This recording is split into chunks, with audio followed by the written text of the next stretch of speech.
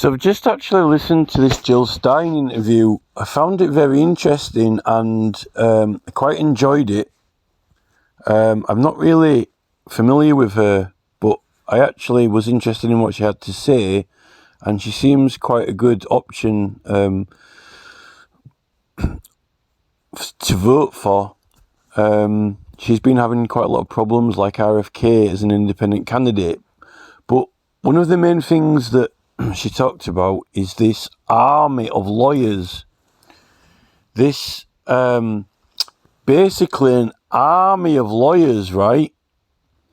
That the Democrat Party are using or have hired. But the Democrat Party, remember, are a party on a side. It's almost as if, well, what she's been saying is that all her ballot access, the majority of her ballot access in the different states has qualified and been approved by officials working for the government, right? But this Democrat Party still have used this army of lawyers to challenge them and throw them off the ballot, even though everything was checked out and approved to be legitimate, right? In many of the states.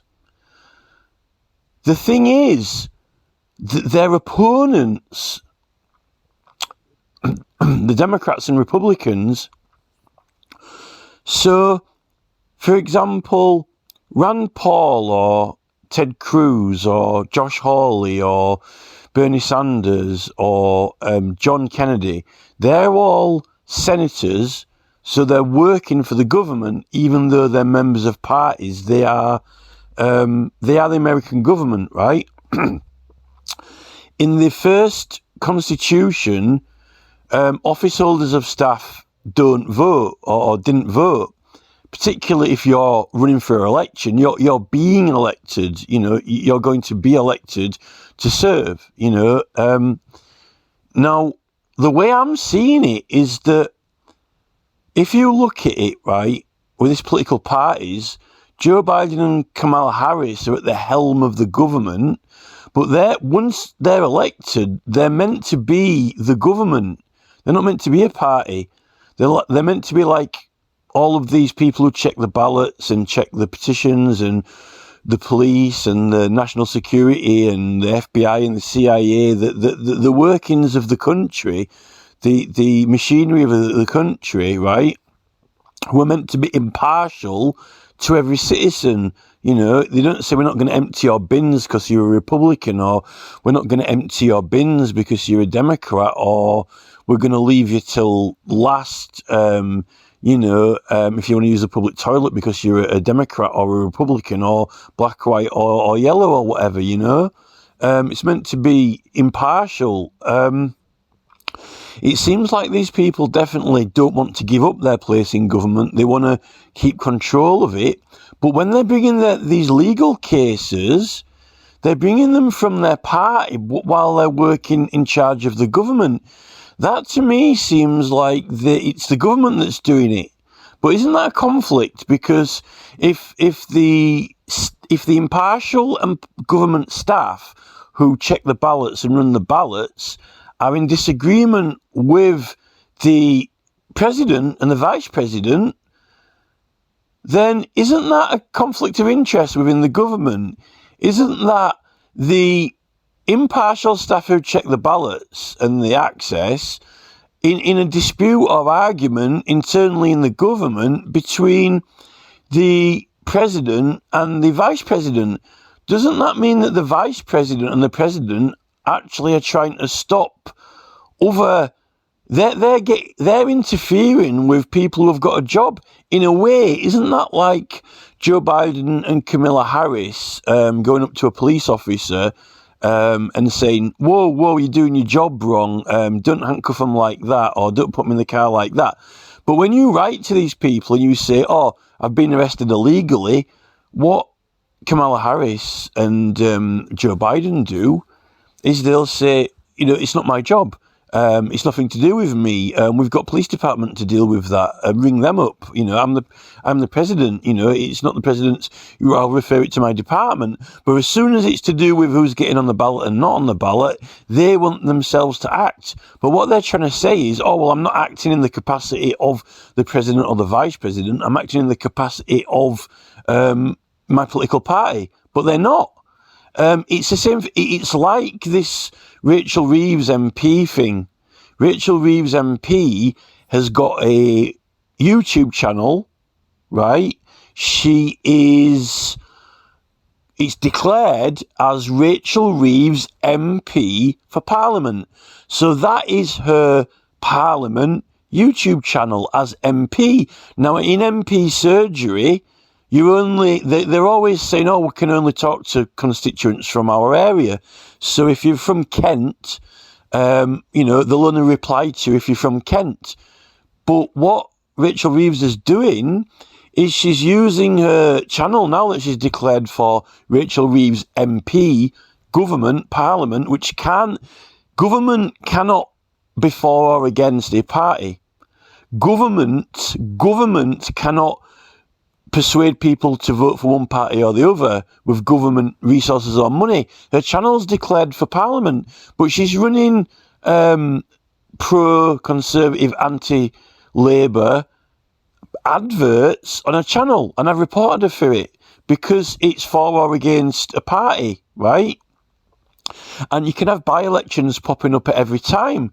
That means her channel, which is declared Rachel Reeves MP, this is a resource of the Parliament of England, the government. It's been used for election propaganda, which, if there's a by-election on and someone's watching that YouTube video, that's illegal. It's actually illegal. And really, that is really what Kamala Harris and Joe Biden are doing with their DMC party. Once you're the Right Honourable Rachel Reeves MP, you can't just drop the title when you want. It's almost like, you can't just you drop the posh accent or whatever, or take the uniform off or whatever. When you're the Right Hon Rachel Reeves MP, you are the government, and it's 24/7, 7 days a week. If the military ring you up and there's a war, you have to get out of bed in the middle of the night. You can't say, I'm not Rachel Reeves MP anymore. I'm not the Chancellor of the Exchequer or whatever. And what she's trying to do is do that. But once you've been elected into government in the cabinet and you've got this title, it's stuck to you the whole time. You can't just drop it. It's like some of these mayors and councillors who have been getting involved in election propaganda. When they're in the street, they're promoting one party or the other, but he's still using the title councillor. He's the government. And if someone walks up to him, he's talking to one person on the left-hand side of him, saying, can we get the public toilets fixed in Bromley? And then on the right-hand side of him, he's got a sign in his hand saying, vote Labour out. You can't do that. You can't say, oh, well, the person on my right, I'm talking into the capacity of the councillor, whatever. And then on the right-hand side, say, well, I'm talking to this person in the capacity of my political campaign. It's the same person. It's like, oh, I'm Boris Johnson, but I'm acting on behalf of Boris Johnson Limited. While he's signing something as the Prime Minister of England, he's talking on the phone and saying, this is not Boris Johnson, this is Boris Johnson Limited. I'm not acting in the capacity of the Prime Minister. Oh, pass me that checkbook there, I'll just sign this. And actually, I've just read something in the Representation of the People Act. I've just read the dialogue from Hansard, the Parliament dialogue from Hansard, which is talking about when they made this offence for police officers. It's called illegal canvassing by police officers for elections. Police officers aren't allowed to act for or against a campaign, or even persuade the public to vote for or against a campaign.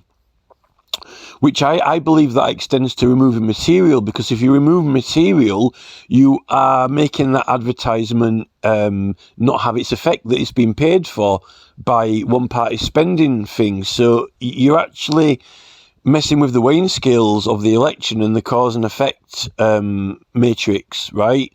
And maybe even censoring one material for one candidate and against it. So. And I've just read in the House of Lords, I think it was House of Lords, they were talking about this, and they were saying, well, police officers aren't allowed to, what happens if he's talking to his wife at home? Well, I just thought when it was on duty, and it seems to me like, from how they were talking, police officers can't even vote or at least speak to their wife about it. There was an argument about it, and I'm not actually 100% sure at this. There's only one thing that I don't know about this model, which is I'm not too sure if police actually do vote in England or not, if they just don't vote at all, or if they just don't vote when they're on duty, if they can or can't talk to their wife about it.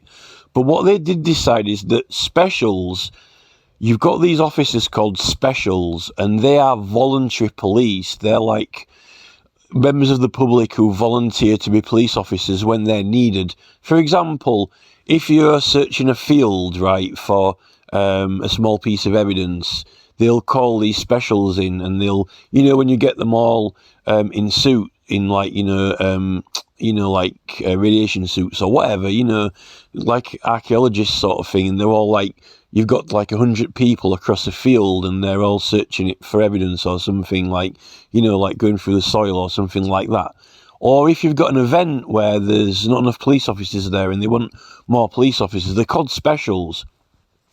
And they were debating whether or not specials were included in this election propaganda clause, whether they were allowed to be for or against a particular political party, right? And they decided that they weren't proper police officers full time. So that's interesting, because if you actually are a police officer, then you can't act for or against a campaign or a candidate, right? So riddle me this. If a police officer can't act for or against a candidate, surely a judge can't, unless there's been an election thing or whatever. But how can any member of the cabinet act for or against a campaign in the capacity of government? Well, how can Kamala Harris and Joe Biden, as the president and vice president, act against RF Kennedy Jr. or this Green Party campaign? Because that's like a police officer acting against it. The police officer can't even act against it in any way. It's not the police officer's job to count the ballots. They've actually already got, and I quote the name, officers. Hello, officer. Officers. Hello, hello, hello. What have we got here then? Oh, hello, officer. Would you like to count these ballots? Oh, no. It's not my job. We've got officers of the polling station to do that. Oh, I see. Officer. Hello, officer. Yes, I'm the ballot counting officer. Ah, government officer. I see. I get it now. So, while serving in government, how can Camilla and Joe Biden, likely, I'm assuming they're leaders of this DMC party or whatever, this Democrat party, Joe Biden, surely he has to be the leader of the Democrat party or whoever. How can he orchestrate, direct a legal case or instruct lawyers to against other candidates? Because that's the President of the United States of America and the Vice President. Why are they doing it with hired lawyers when they employed, when the federal government employed the counting officer to do it? If the counting officer is employed to do it, why are they employing these other lawyers privately to do it? It seems to me that if Kamala was a rubbish attorney general and she wasn't doing a job, then does that mean that the Democrats would say, oh, we're hiring an army of Attorney Generals because that Attorney General clearly is wrong? So, would Rand Paul say, for example, oh, the Attorney General's crap, so the Republicans are hiring an army of Attorney Generals to go redo all the work that the Attorney General did, right? They wouldn't put up with that, would they? They'd say, just a minute, this is the Attorney General's job. They've got the office. It's their duty. They've been appointed, not anyone else's. Why would Rand Paul and Trump hire an army of lawyers to redo all the Attorney General's work that they've appointed? In fact, I don't think they've got the jurisdiction, because it's a special office which is their obligation and duty to fulfill. So how can they be getting these independent lawyers and legal cases to do a job which has been appointed to particular individuals in the government, just like the FBI and CIA, really? And, this is what I've said to Robert F. Kennedy Jr. That 501(c) illegal campaign intervention is that if any person who is for or against the party is not allowed to act against the campaign in a way that would intervene in its processes, right? The only way you can intervene in it is hold up a sign saying, don't vote for them. That's how you are allowed to engage. If you don't like them, don't vote for them, right? They're the ones they're the people, the citizens are appointed to turn up and vote. And the staff of the government are appointed to do the counting and checking and see if everything is done properly. No other party. It's the job of the American government, not an individual private organisation, because it's not their office, is it? It's not their office of state. It's not their. I mean, in England, you've got a special officer appointed. You've got to have appointed. This is what the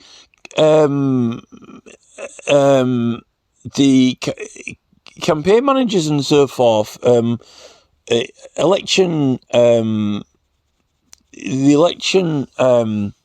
agent is there for, and they've got duties. They've been appointed, and only they can do certain actions. The election agent is responsible for the finances and no one else.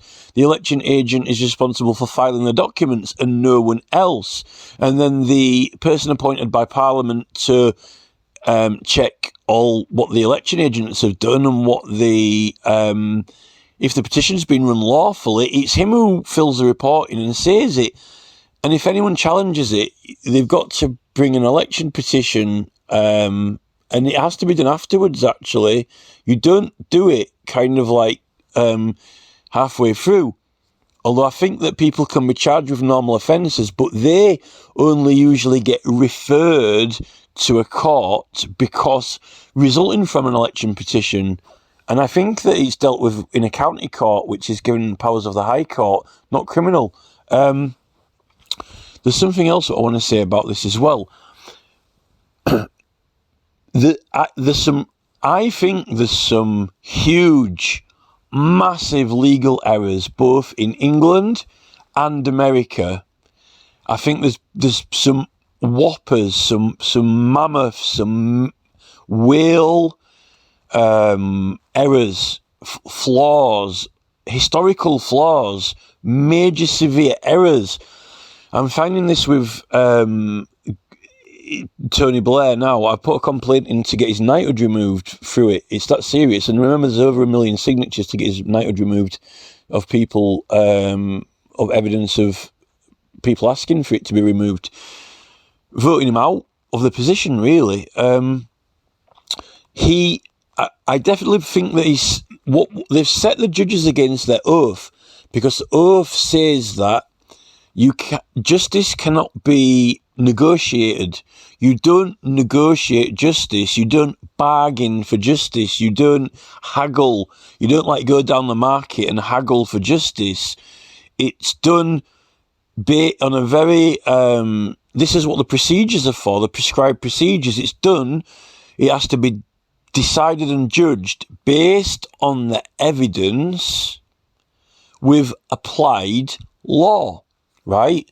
And that is because you can't negotiate with a judge. You can't bargain with him. You can't offer him gifts or do favours, which includes confessing and bargaining for a sentence or giving information in a bargain or a negotiation for a sentence. Because then it's not justice. It's not therefore based on the evidence and with applied law and sentences according to the offence. It actually ends up being just a deal. It ends up being a deal. And that's what the judicial oath is meant to prevent, without favour or fear. And the American wording for it, they set it as without respect to persons, which means the person's individual conscience, like the jury, are completely independent. The defendant and the witnesses swear an oath, but they still act with their own conscience. You can't interfere with the conscience of a being, like the jury. You can't bargain or negotiate with the jury. You can't say, oh, well, if the defendant, buys you an ice cream, will you, acquit him or something like that? Because that's in respect to persons, right? The conscience, which is like basically like in Magna Carta with your, the judgment of the peers with respect to persons. The jury can disregard the law, but that's up to them. That is purely their own personal matter with themselves and God, and in a way, how the court is set up in Magna Carta really figures into the Christian religion, because if you think of the model for the church and confessions and the priest and being forgiven, because you have to swear on the Bible, remember, the court system's based on the Christian religion. It's a structural foundation of the courts, which I don't think a lot of Asian, Chinese, Buddhist people who now are accommodated for. They're allowed to swear on a different god and stuff like that, but they don't appreciate that the whole structure of the foundations of society we've got is, whether we like it or not, it's based on the Christian faith. That's why I've got the Archbishop of Canterbury, really, and that's why the jury at the end of the day, the jury are allowed, if they want to decide purely based on their own conscience, and disregard the law. Although they don't like us knowing that, but a lot of people have been raised awareness of this, because of the Christian faith is based on forgiveness, and really, I suppose it's their own spirit and soul is free to do what it wants. Otherwise, they're slaves, And I suppose, if the defendant says a prayer and seeks forgiveness, you can do that, because a lot of petitions had to be submitted with a prayer to the House of Lords. So, there's all that as well. So that's one thing Tony Blair, what he did is he brought a lot of legislation, what said, right then, if they confess, if they give information, we're going to start doing deals with them and reduce the sentence. So it's not based on the evidence purely that the prosecution present and have obtained from the police with applied law.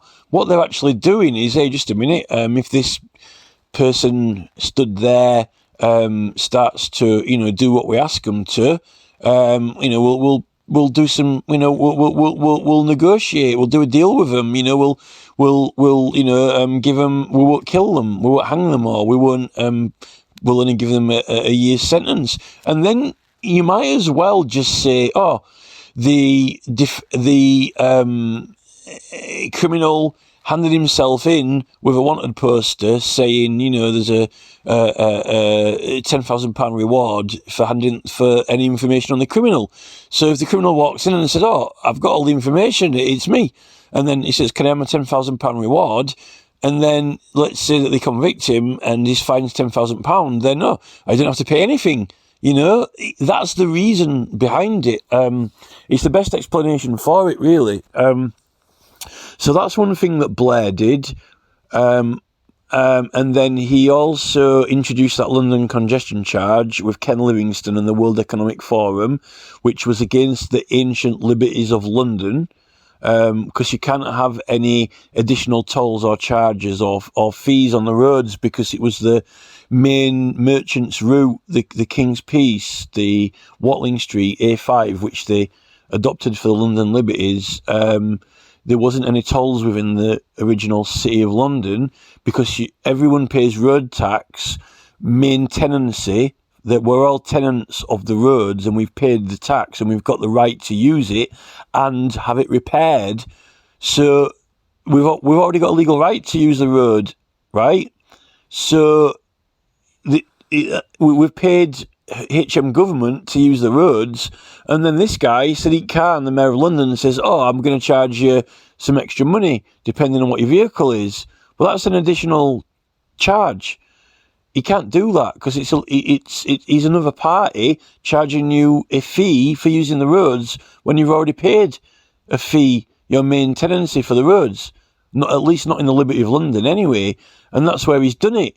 I mean, he's not doing it in Loughborough, is he? He's doing it in the place that he says you can't do it. If he'd have been doing it, at Southsea on the beach or at Dover when they were getting off the boats or whatever, but what he's done is he's done it in London where it says you can't do it. That's another thing Tony Blair's done against the Magna Carta, which is a very special offence. And actually, it's invalid. It's not even, there's no validity to what he's done. So these are big, huge things. And then we've got Queen Elizabeth repealing half of Magna Carta privileges in 1967 Criminal Law Act, like the privileges of House of Lords, when they're still opening Parliament with them. I mean, you can't joke when you say, we're opening Parliament with all of the ancient rights and privileges that have ever been. Here we are doing it now. That's what we're doing. I'm writing it down. I am opening Parliament with all of them, all of the ancient rights and privileges that have ever been. Here I am doing it. Yes, but are you invoking them all? Yes, into effect now. It's the power of Parliament. But didn't Elizabeth repeal half of those in 1967? Oh, we're using them for us. The Speaker of Parliament's using them for himself. So this is it. Errors, flaws. I think it's because these people just think they can do what the hell they want. Some kind of megalomania, or they're not quite there. They don't quite know what they're doing, or they do know that they're doing it and they're planning strategically to try and get it past us without us really realising or knowing, and hope we'll forget about it. We don't quite know for sure if it's a bit of both, but Blair was meant to be a lawyer, but we've got all these top lawyers. The thing is, in England, I think there is at least some integrity. There's some kind of, if you've got a complaint, I've had some success with complaining to the government, not always, but I've been getting some success on some things when I know that I'm right, and that shows that they're not all corrupt completely and totally beyond, they're not completely gone. They're not completely and utterly, they're not utterly invalidated. They're not utterly, perverted. They're just crooked. some of them, or a lot of them. And the thing in America, this is what I want to say to Jill Stein, is that you've got to start realising that there are some huge mistakes being done in law by people in very high places, and it's been they've just carried on and people haven't pulled them on it. And what's happened is you end up with a Leaning Tower of Pizza, really. And you can't just say because it's Donald Trump or Joe Biden or Kamala Harris, and just because they've got all these you can't just assume that because you've got loads of money, you're right, or that people, the more money they've got, the more legitimate they are. Because just because they've got an army of top lawyers, I mean, Robert F. Kennedy Jr. said he's got the best ballot access lawyer in America. So why didn't he advise him to go to a federal question hearing and ask what address he should put down for his address on the ballots? And then how can anyone challenge him on that? You know, and then he also said to Kennedy, no matter what you do, you're going to get sued anyway. Well, surely you can't say that no matter what you're going to do, you're going to get sued anyway if you're following all the rules, because that means that people are just having a go at you for any reason or no reason, you know? And that goes back to what I said earlier about this, you know, the original Constitution and the staff, and you don't have interventions from private parties. This whole culture of Americans just suing each other for anything is legally flawed. I found that the more money lawyers have got and the more they're getting paid, and apparently the more famous they are or the bigger lawyers they are, the actually worse they are, because they think that they're like superheroes, or they've got superpowers that don't exist, or they pretend, or they're like, think there's some sort of, they've been watching too many movies or films, and what it comes down to is it's what they can get away with getting you to believe, or what con they can do, or what blag they can do. And I think a lot of the judges in America, very high level judges, are easily convinced or misled at things that are completely illegitimate and tenuous and ridiculous. I think what it is with some of these judges is they're like used car salesmen. They could sell anything. They're completely coming out with the most utter tosh and blag, like Jeremy Johnson KC with his Lord Hanningfield paper, which I've written off and is tosh, right? And they're just basically what they're doing on their platforms and private companies with their policies. They're getting away with murder. They're saying, oh, we'll get you to agree to this, to that, to this, just because we won't let you use our company unless you consent to accept. And because you're consenting to it, then we must be able to do it. And you can't even, sue us. We're just getting you to agree to all these things, legally bound to them. Things like we can terminate your account for any reason or no reason at all. What? Any reason? Like, because I'm Kamala Harris, a half-caste Asian woman, you can terminate my account? Well, no, you can't do that, because it's a crime of racism, and a citizen has the right to uphold the law and physically intervene to prevent a crime. So they can prevent someone being removed, which would have been for racism. So they can't remove you for any reason. They're saying they can, but they can't. So it's actually a claim in a policy which is legally flawed, legally wrong, in error and corrupt. But no one can afford to challenge them in the courts or anything, that they're just getting away with it because of pure money. And no one can afford to, and I don't know why they're counter agents, their other lawyers, their opposition aren't pulling the money. No one's putting the money on the table because they all seem to be on the same side. This let's rinse everyone for every penny they're worth. And all these lawyers, if you want to hire them, are rinsing you.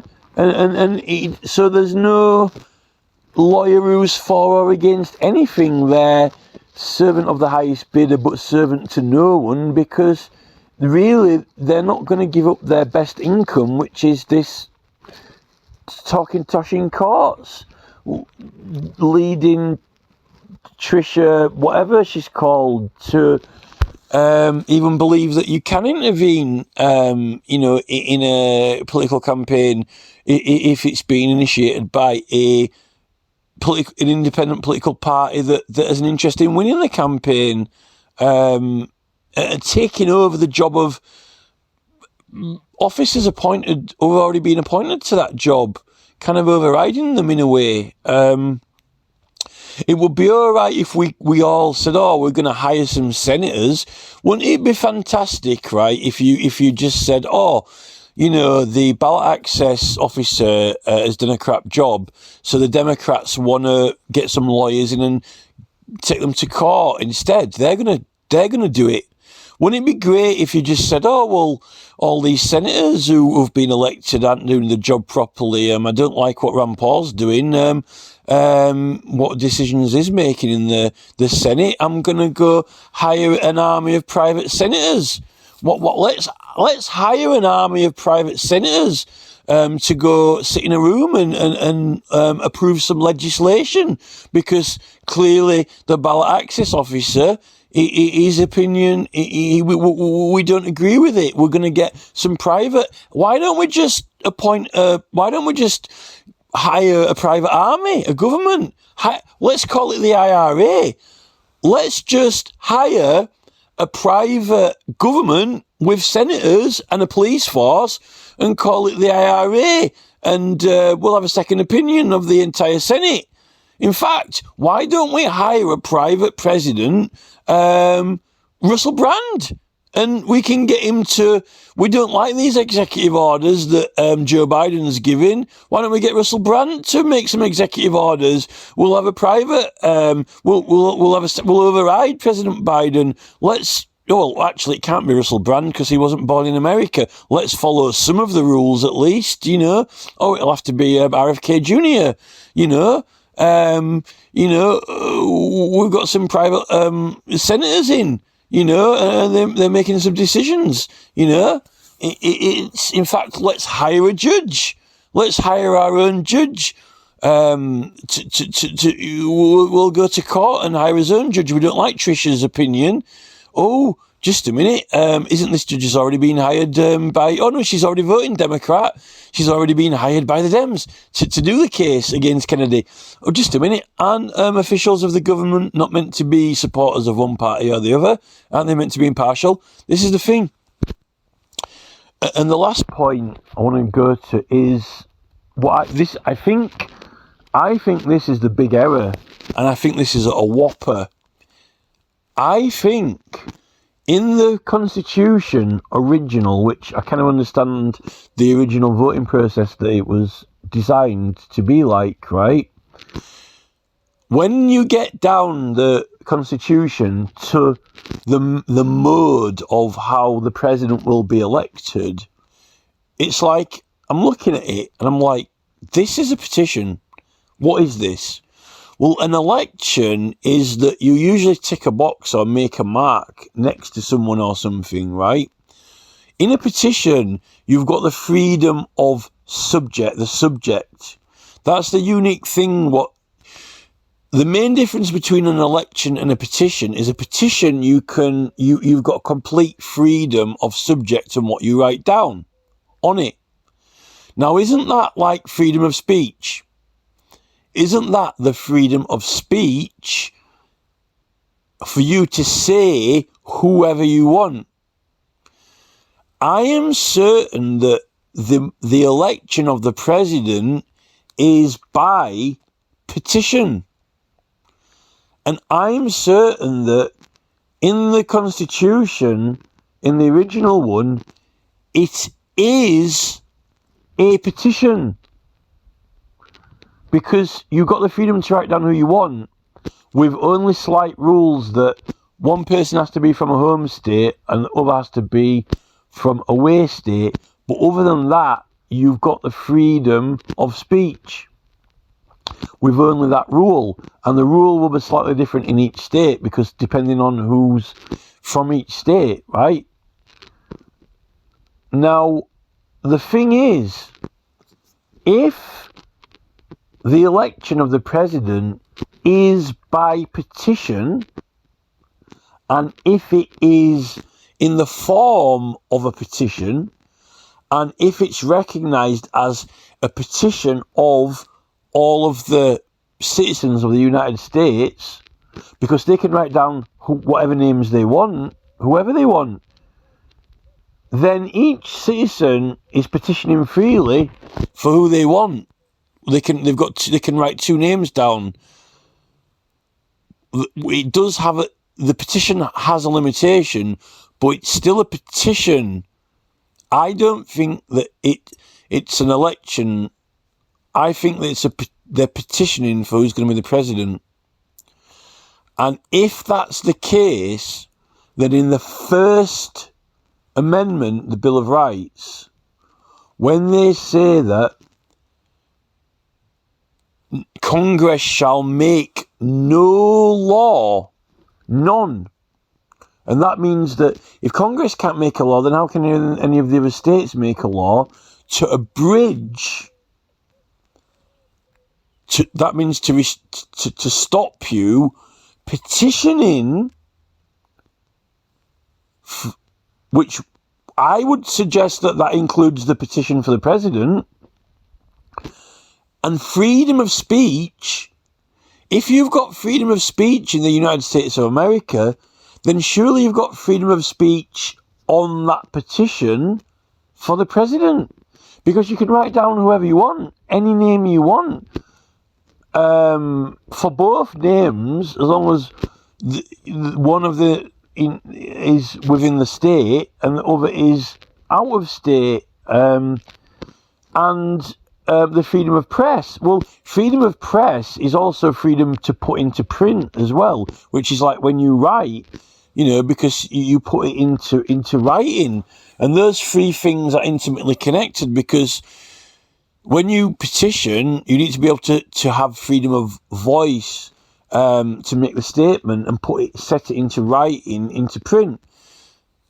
And really that first process to elect the president, you're exercising your freedom of speech in the election of the president with a very slight rule that, well, you've got two, because you have got complete freedom of speech out of state from the whole states, and the other name is within the state. Now, when you combine them together, that means you have got the freedom of anyone in all of America. But it's just split into two, because you have got the complete freedom of the whole of the United States. You can choose anyone from any other state, and not all, and anyone from in the state. So you have got freedom of speech, but it's just set down into two names. But those two names are covering, there's no one left out who you can't have. As long as they were born in America, they qualify. Between those two names, it covers everyone in your state and everyone not in your state. So it covers everyone. So that's the freedom of speech in the election of the president. Now, if you ain't got freedom of speech in the election of your president, you ain't got freedom of speech in anything, surely, and setting it down in writing and in the petition.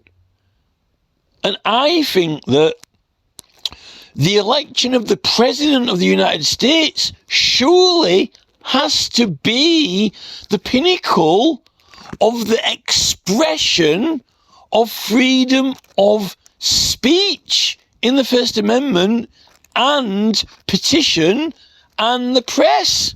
all three of them in one. And it ain't that long till they come up with the First Amendment from the original Constitution. I don't think that they didn't see that as a petition.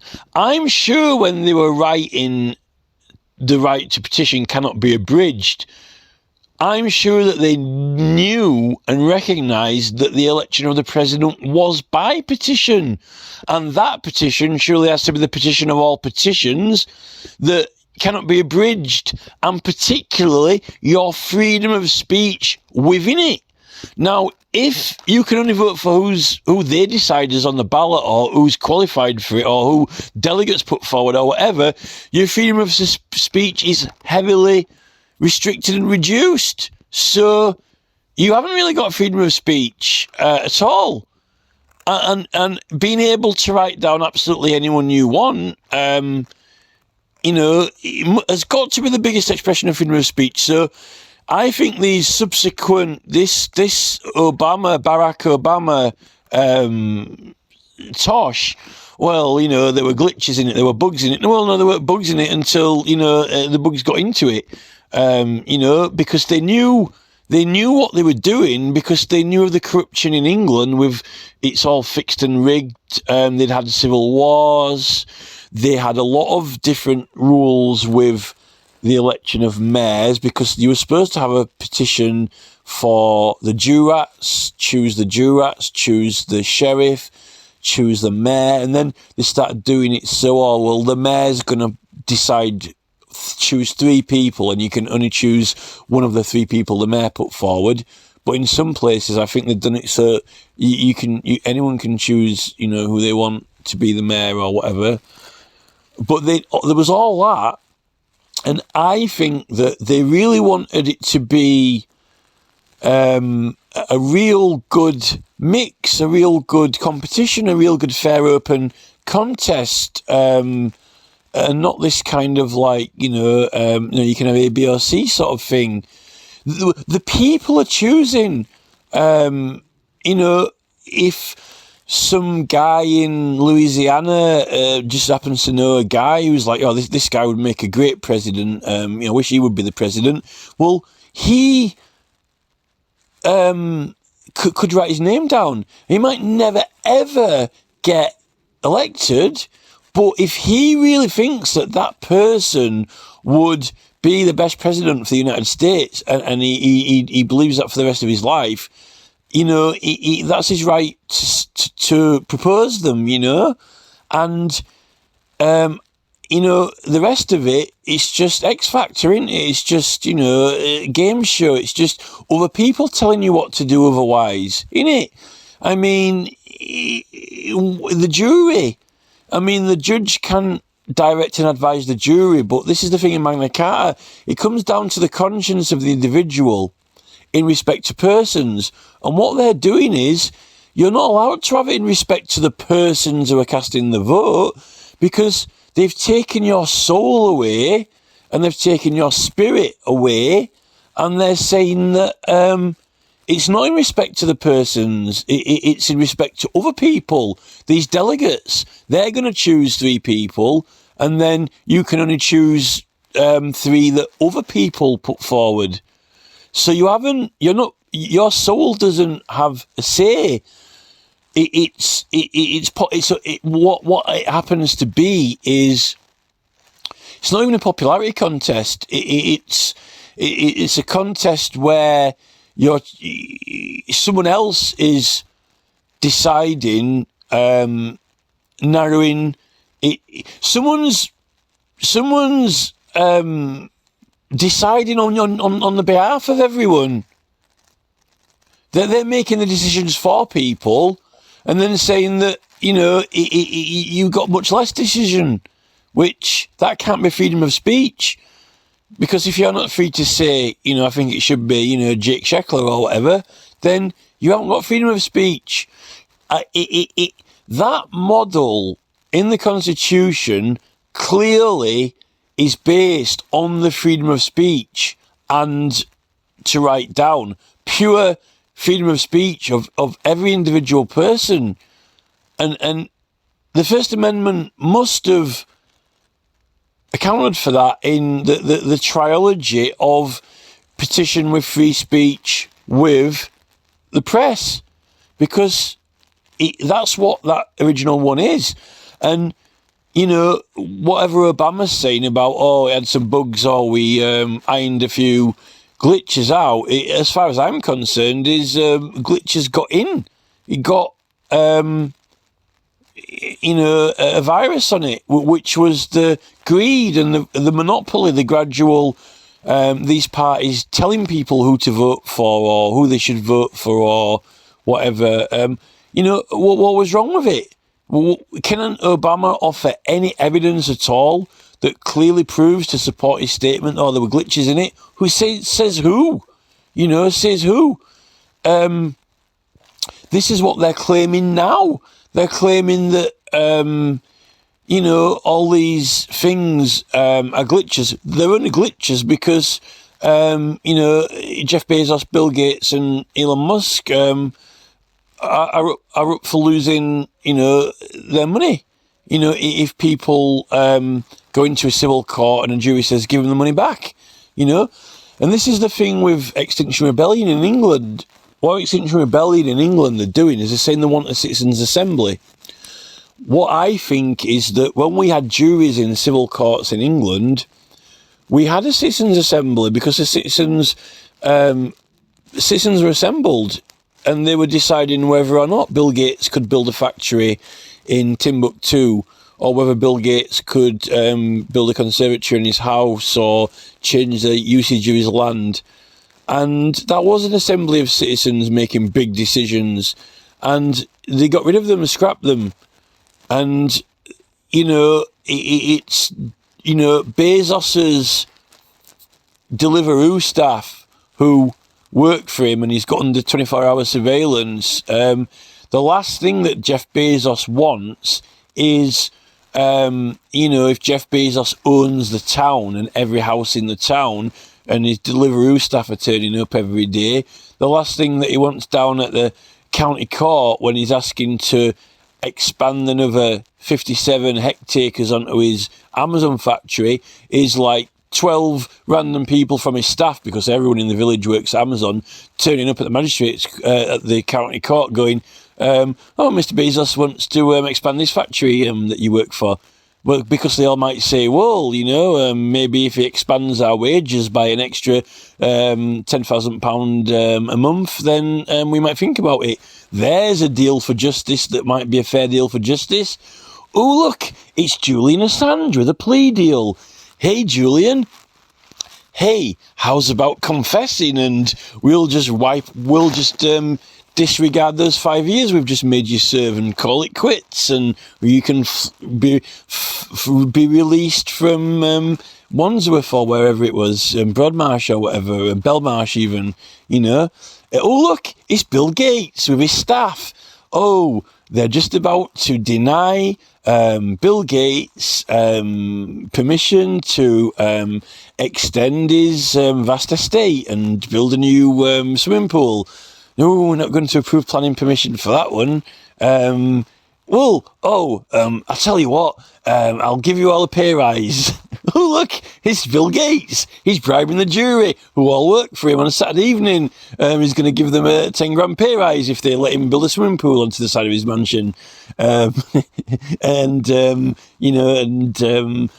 we approve the planning consent for the use of, you can see where this is going, you know. We need to get a consent order to replace you all with robots. Oh, does that mean that, oh, look, it's the jury in the court and they all work for Bill Gates, and he wants to replace them all with robots so they won't have a job anymore, but he's got to get approval from the court. Shall we approve our own permanent retirement from our jobs or not? You know, and this is effectively what they've done. So the people, there is no citizen, we wouldn't have needed a citizens' assembly, and now they've got these justices in there, and they've got the high-paid lawyers who they send in to spin tosh to them, and then they're just on more and more and more money until they want, you know, £1 zillion an hour, and then they think that they're indestructible and they can come out with absolute pure tosh, like, hey, we can delete an account for any reason or no reason, including all those illegal reasons, because, you know, where if I'm on 100 grand an hour, how could I be wrong? How could a lawyer who's on 100 grand an hour possibly wrong? He's the best ballot access lawyer in the entire United States of America. How could he be wrong? How could someone who earns 10 grand a minute be wrong? You know, he's the best ballot access lawyer on the moon. You know, in fact, Jeff Bezos has probably got plans to build a court on the moon. You know, this is this. Some of this law they're doing is complete tosh. I don't think that a lot of these further amendments are lawful, because I think that the original Constitution, the election of the president, is a petition.